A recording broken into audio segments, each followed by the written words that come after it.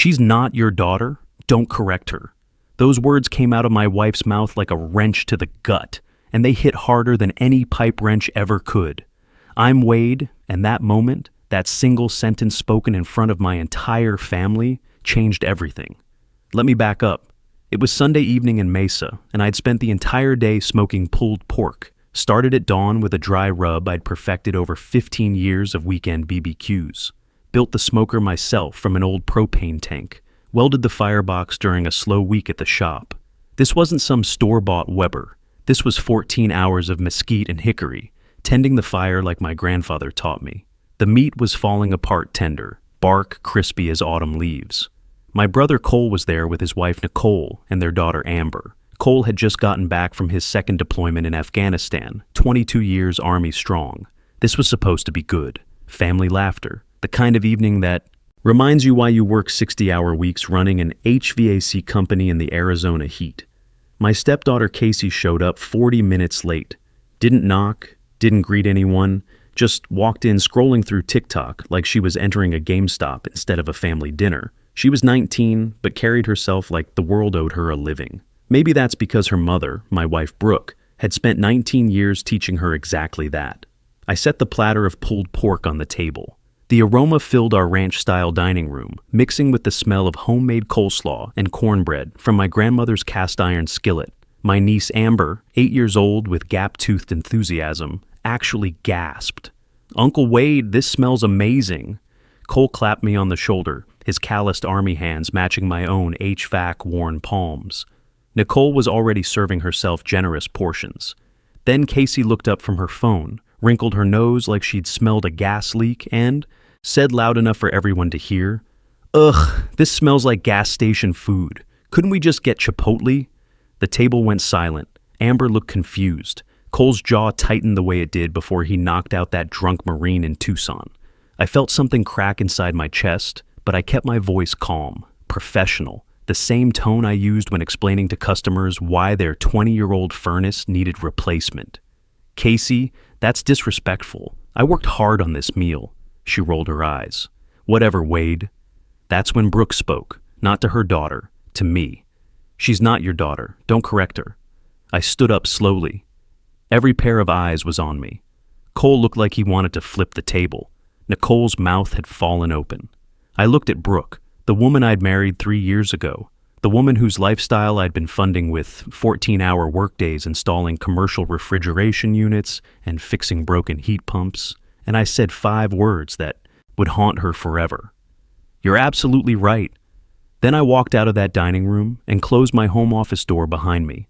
My hands weren't shaking. My heart wasn't racing. I felt something I hadn't felt in years. Clarity. Like when you diagnose a busted compressor on the first listen. I opened my laptop and started making a list. Please, before I continue, kindly like, share, and subscribe for more interesting videos. I woke up Monday morning at 5:30, same as always.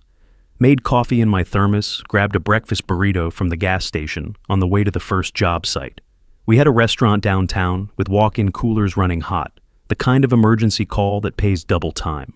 When I got home that evening, Brooke was in the kitchen looking at me like I was a stranger. "Wade, morning," I said, grabbing a beer from the fridge. "Good day?" Her voice had this edge to it, like she was testing whether the ice would crack. Are we okay?" I smiled. "Of course. Why wouldn't we be?" She didn't answer, just stood there studying me like a broken thermostat she couldn't figure out. I let her wonder. My phone buzzed, a text from Casey. "Need $150 for new gaming headset. Mine broke. Can you Venmo?" I looked at the message for a long moment, read it twice. Then I set my phone face down on the counter and took another swig of beer. Didn't respond. Brooke noticed. "Casey text you?" "Yep." "You going to answer her?" "Nope." Something flickered across her face. Confusion, maybe, or the first whisper of fear. I grabbed my keys and tool belt. "Got an emergency call. Mrs. Rodriguez's AC died. Don't wait up." "Emergency call? It's almost 8. "AC emergency," I said. "Important ones." I wasn't lying. I did have a call, just not the kind she was imagining. Reed Jackson's law office was downtown, one of those old brick buildings with the kind of leather chairs that smell like money and consequences. My lawyer was already waiting with coffee and a manila folder thick enough to stop a sledgehammer. "You sure about this?" he asked, sliding the folder across his desk. I opened it. Phone plan records, gaming setup financing agreements, truck insurance policies, apartment cosigner documents. Everything I'd signed over the past 3 years, every generous thing I'd done trying to be a good husband and stepfather, all organized and indexed like evidence in a trial, because that's what this was, evidence. "I've never been more sure of anything in my life," I said. Reed nodded slowly. He'd been my lawyer since I started Wade's Climate Control, back when I was working out of my garage and needed someone to help me avoid getting buried in permits and liability issues. He knew my history, knew about Kelsey, my first wife, the woman who'd worked double shifts at the diner to keep us afloat when my business was struggling, the woman who died on an icy road coming, home from her second job. He knew I didn't make decisions like this lightly. "The phone plan is under your name," Reed said, tapping a document. "You can remove her line immediately. The gaming setup financing, you're the primary applicant. You can cancel the payments. The truck insurance, she's listed as an occasional driver on your policy. The apartment co-signing, that's trickier, but you can remove yourself as guarantor with 30 days' notice." He paused. "Wade, this is going to devastate them." "Good," I said, and I meant it. Casey called me 3 days later. I was underneath a commercial unit at a strip mall when my phone lit up with her name. The compressor was running hot, probably needed a refrigerant leak repair. I let it ring. She called again. And again. On the fourth call, I slid out from under the unit, wiped my hands on my coveralls, and answered. "What?" Not a question, a statement. "Wade, oh my God, you have to help me." Her voice was panicked, higher pitched than usual. GameStop just cut my hours to part-time, and now I can't make rent, and my gaming setup payment got declined, and I don't understand what's happening. "I canceled the financing," I said calmly. Silence. Then, "What?" "The gaming setup was financed under my name. I called the company and canceled the payments. You've got 30 days before they repossess it." "You can't do that!" She was screaming now. I could picture her face, red and blotchy. That same look she'd get as a kid when someone told her the Wi-Fi was down. "I can actually," and I did. "But where am I supposed to game? How am I supposed to stream?" "That's not my problem anymore, Casey."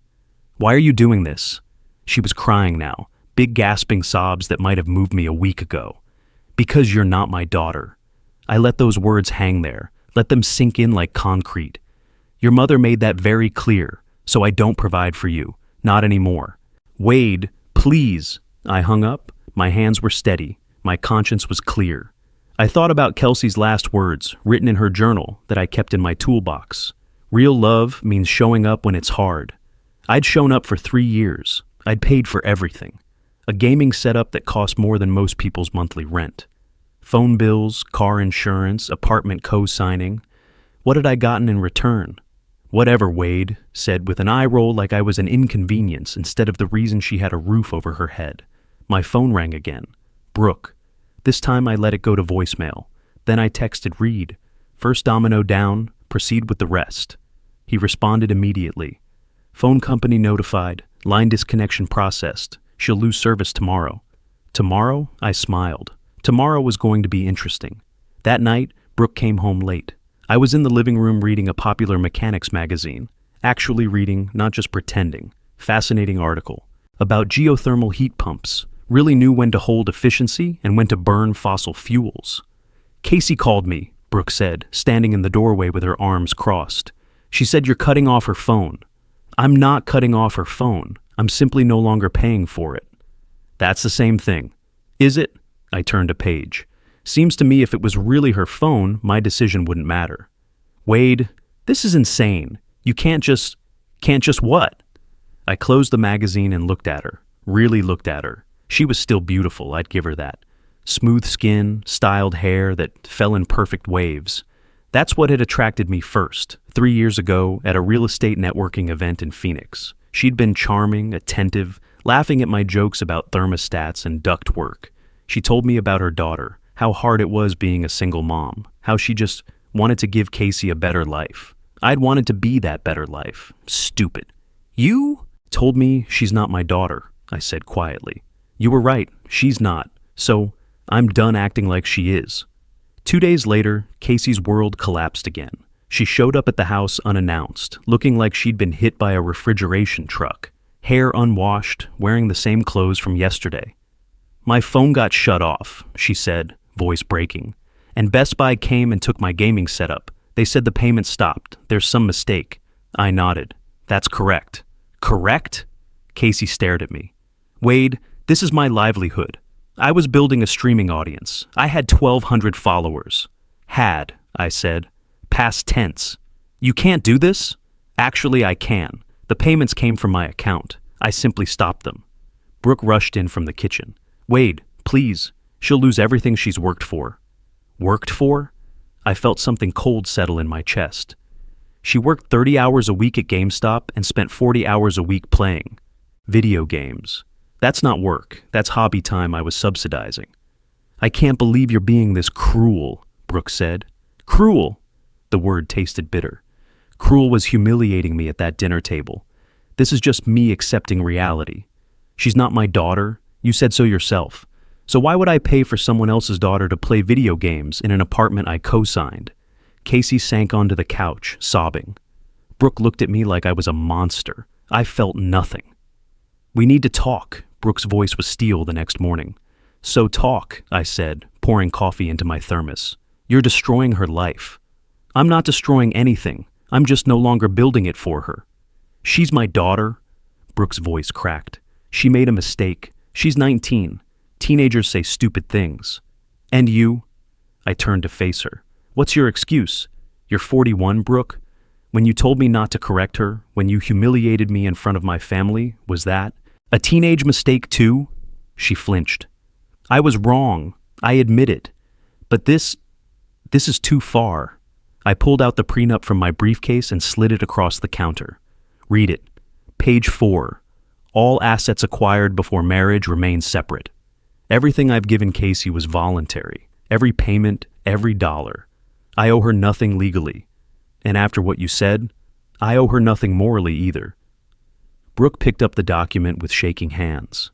I watched her eyes scan the pages, watched the realization dawn that she had no power here. She'd never had power. She'd had my generosity, and she'd mistaken it for weakness. You planned this, she whispered. No, you planned this when you chose her disrespect over my dignity. I'm just executing the consequences. I could take you to court. Please do. My lawyer would love that. You signed this prenup after your own lawyer reviewed it. You knew what you were agreeing to. Her hands trembled. Wade, please.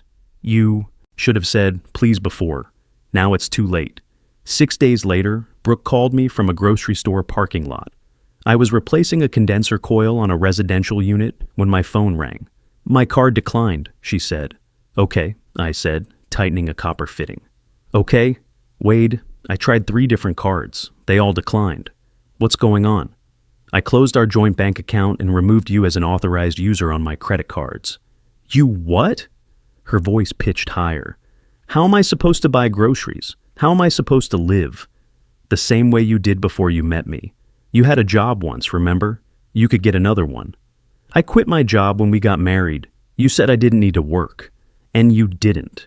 When you were my wife, when you treated me with respect, things change. This is financial abuse. I laughed. Actually laughed. Financial abuse is controlling someone's money. I'm not controlling your money, Brooke. You don't have any. You never did. It was always mine. I shared it with you voluntarily. Now I'm choosing not to. So what am I supposed to do?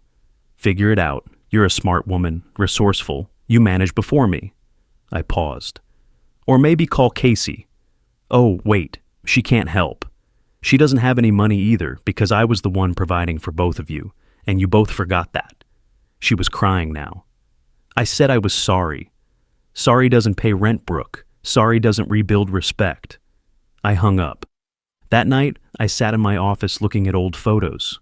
There was one of Kelsey and me at our tiny wedding. We'd gotten married at the courthouse with 2 witnesses. She'd worn a simple white dress from Target. I'd worn khakis and a button-down. We'd been so happy. She would have been disappointed in me for staying with Brooke this long. Cole called that weekend.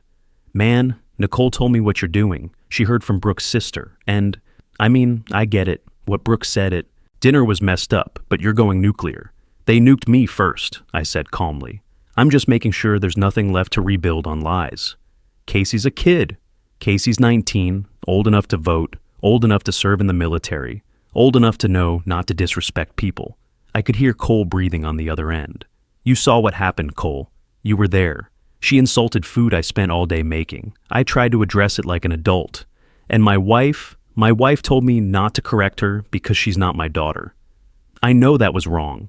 So don't tell me I'm going too far. I provided for that girl for 3 years, paid for everything, never asked for gratitude, just basic respect. And when I didn't even get that, when my own wife sided against me publicly, what was I supposed to do? Keep funding their lifestyle? Cole sighed. Just don't lose yourself in revenge, bro. I'm not losing myself. I'm finding myself. For 3 years, I bent. I compromised. I swallowed disrespect because I wanted to be a good stepfather. You know what that got me? Used. I hear you. Do you? Because everyone wants to tell me I'm wrong, but nobody was there. Nobody felt what I felt sitting at that table. I was there, Cole said quietly. And if I'm honest, if Nicole ever did that to me, I'd probably do worse. After we hung up, I opened my desk drawer and pulled out Kelsey's journal. The leather was worn now, soft from years of handling. I flipped to the last entry. Her handwriting was shaky. She'd been so tired that day. Wade doesn't know I'm exhausted, but I'd do it all again. That's what love is, showing up when it's hard. I'd shown up for 3 years. I'd shown up. Now I was showing them the door. Casey appeared at my office on a Tuesday afternoon. My assistant buzzed me. There's a young woman here, says she's your stepdaughter. She's crying. Send her in. She looked terrible. No makeup, hair in a messy bun, wearing sweatpants and an oversized hoodie. Her eyes were red and swollen. She'd been crying for days, probably. Wade, she started, voice cracking. I'm so sorry. I was awful to you. I was disrespectful and ungrateful, and I took everything for granted. Please, I'll do anything. I'll apologize to your family. I'll call Cole. Please help me. I studied her for a long moment, watched her fidget with her sleeves, watched tears stream down her face, and I asked her one question. Are you sorry for what you did, or are you sorry you lost what I gave you? She opened her mouth, closed it, opened it again. Both. That hesitation told me everything. The fact that you had to think about it, I said quietly, tells me you're not actually sorry. You're desperate. There's a difference. That's not fair. Life isn't fair, Casey. You taught me that at dinner when you insulted food I worked on all day. Your mother taught me that when she chose your disrespect over my dignity. Please don't do this, she sobbed. I'm not doing anything. You and your mother already did it. I'm just accepting the reality you both created. I'll change, I promise. People don't change because they promise. They change because they face consequences. Consider this your education in consequences. I stood up. You need to leave now. She didn't move, just sat there crying. I walked to the door and held it open. Finally, she stood, stumbling slightly. As she passed me, she whispered, I really am sorry. I believe you, I said, but it doesn't matter anymore. 2 weeks after everything fell apart, Brooke came home late. I was in the living room. She looked exhausted, defeated. Her sister had probably loaned her money for gas. Wade, she sat down across from me. I was wrong, completely wrong. I should have supported you. I should have corrected Casey myself. I'm sorry. I'm so sorry. I set down my book. You're not sorry. You're scared. That's not true. It is true. You're not sorry about what you did. You're sorry about what you lost. There's a massive difference. How can you say that? Tears streamed down her face. I loved you. Did you? Or did you love what I provided? I leaned forward. Be honest, Brooke. When's the last time you did something for me that wasn't transactional? When's the last time you defended me instead of your daughter? When's the last time you chose me? She couldn't answer. You want to know what the saddest part is? I continued. I would have forgiven almost anything. If you'd come to me after that dinner and said, I was wrong, I shouldn't have said that. We could have worked through it, but you didn't. You doubled down. You acted like I was the problem for wanting basic respect in my own home. I know you're right, and I'm telling you now, I was wrong. 2 weeks too late. So that's it? 3 years of marriage and you're just done? No, Brooke. You were done the second those words came out of your mouth. I'm just the one signing the paperwork. I pulled an envelope from beside the couch and slid it across the coffee table. Divorce papers. Her hand shook as she picked up the envelope. You'd really throw everything away. I'm not throwing anything away. You already did. I'm just acknowledging it. The divorce was surprisingly quick. Brooke didn't fight it. Couldn't fight it. The prenup was airtight and she knew it. Reed handled everything efficiently. She's agreed to all terms, he told me 6 weeks later. No alimony, no division of assets. She signed this morning. How'd she look? Tired, defeated. He paused. Her lawyer tried to argue emotional distress, but there's no legal standing. You didn't abuse her. You just stopped providing voluntarily. And Casey? Enrolled at community college, working part-time at a coffee shop. Apparently, she moved back in with her mother. They're renting a 2-bedroom apartment across town. Good. Let them figure out how the real world works. I signed the final papers on a Thursday afternoon. The pen felt heavy in my hand, not because I was sad, but because it felt final, official. The end of something that should never have begun. That evening, I drove to the cemetery where Kelsey was buried. I hadn't been in months, too busy playing house with a woman who never valued me. I sat on the grass next to her headstone. I'm sorry, I told her. I'm sorry I forgot the lessons you taught me. I'm sorry I let someone treat me like an ATM instead of a partner. The wind rustled through the desert palms. Coyotes yapped in the distance. The world kept moving. I remembered, I continued. I remembered that loyalty isn't conditional, that respect isn't optional, that love means showing up, not just taking. I pulled her journal from my jacket pocket, read that last entry one more time. Then I closed it and stood up. I'm going to be okay, I told her, finally. 6 months later, I ran into them at Home Depot. I was picking up copper fittings for a commercial job when I heard a familiar voice in the plumbing aisle. I turned the corner, and there they were, Brooke and Casey, both looking at generic brand versus name brand prices on toilet repair kits. They looked tired, worn down. Brooke's hair wasn't professionally styled. Casey wasn't wearing designer clothes. Brooke saw me first. Her eyes went wide. Wade, Brooke? I nodded politely. How are you? Good. Really good, actually. And I meant it. The last 6 months had been peaceful. No drama, no walking on eggshells, just me, my business, Cole's family, and the satisfaction of honest work. We're managing, she said, even though I hadn't asked. Casey's working full-time now, restaurant work. We have an apartment. Casey still wouldn't look at me. That's good, I said. Hard work. Al builds character. Brooke's eyes filled with tears.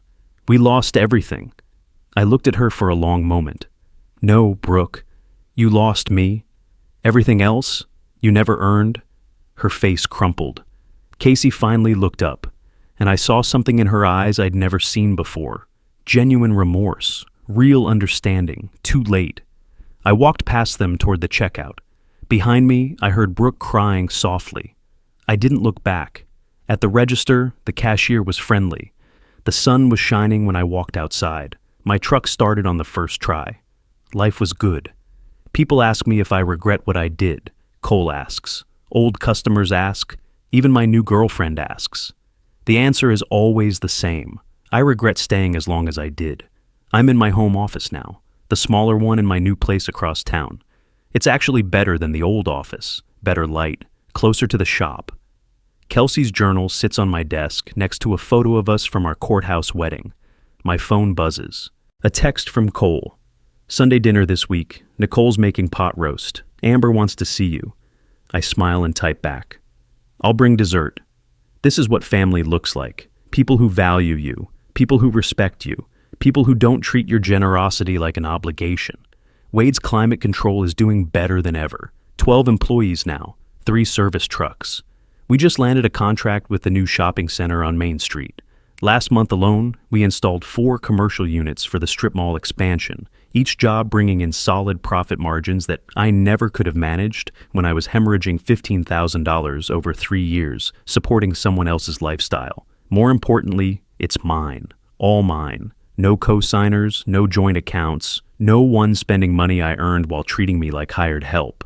Outside my window, desert sunset paints the sky orange and pink. I'm grilling steaks tonight, just for me. And I'm gonna eat them while planning next week's jobs. We've got a hotel retrofit that'll keep the crew busy for 2 weeks. Good steady work that pays the bills, and then some. Tomorrow, Cole and I are going shooting. Next week, I'm taking Amber to the state fair. Next month, I'm expanding into commercial refrigeration. A natural progression that Kelsey would have been proud to see. I'm living again, not just existing, not just funding someone else's life while mine passes by.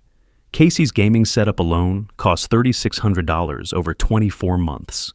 Money that could have gone toward new diagnostic equipment for the shop, or that vacation to Colorado I'd been putting off. Instead, it went to finance someone's hobby while they treated my real work like it was beneath them.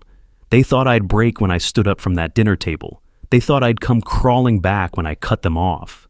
They thought my kindness was weakness. They were wrong. I rebuilt. And this time, I built walls. They'll never cross again. Not because I'm bitter, not because I'm cruel, because I finally learned to require the respect I'd been giving away for free. The sun dips below the mountain horizon. I close Kelsey's journal and put it back in the drawer. Then I crack open a cold beer, put on some classic rock, and smile. I'm free, and that's better than anything. Looking back now, I understand something that took me 40 years to learn. The moment someone tells you that you don't have the right to expect respect in your own home, they're really telling you exactly where you stand in their priorities. When Brooke said those words, she wasn't just defending Casey's disrespect. She was drawing a line in the sand, choosing her daughter's right to be rude over my right to basic human dignity. That wasn't a momentary lapse in judgment or a mistake made in anger. It was a revelation of her true values. And once those values were exposed, there was no going back. The kindest thing I ever did for both of us was to believe her the first time she showed me who she really was. Some lines once crossed don't just change a relationship, they end it. And sometimes that ending isn't a failure. Sometimes it's exactly the success you never knew you were working toward. Every man deserves to be respected in his own home. When that respect disappears, everything else becomes negotiable. I learned that the hard way, but I learned it completely. And that lesson, painful as it was, set me free to build something real with someone who actually values what I bring to the table. That's not revenge. That's just self-respect, finally finding its voice.